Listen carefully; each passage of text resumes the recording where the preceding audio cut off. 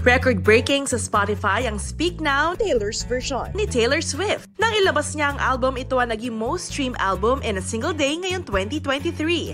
Nakuha rin ng re-recorded album ang most streamed country album in a single day sa history ng streaming platform. May reaction dyan si Taylor sa kanyang IG. Ang sabi niya, "Screeching, Taylor's version." Kasalukuyan pa rin nag-iikot sa Amerika ang singer bilang parte ng kanyang Eras Tour.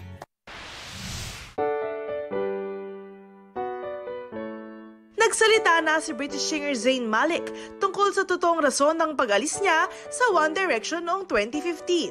Sa isang podcast, sinabi ni Zayn na ang rason, "We got sick of each other."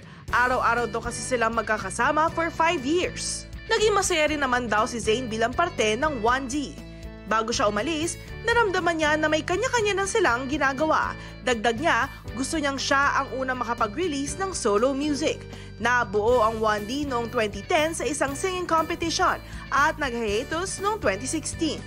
Katatibayan nagbabalita para sa GMA Integrated News. Maging updated sa mga maiinit na balita, maaari pong mapanood ang Balitang Hali at iba pang award-winning newscast sa youtube.com/GMA News. I-click lamang ang subscribe button. Sa mga kapuso abroad, maaari po kaming masubaybayan sa GMA Pinoy TV at www.gmanews.tv.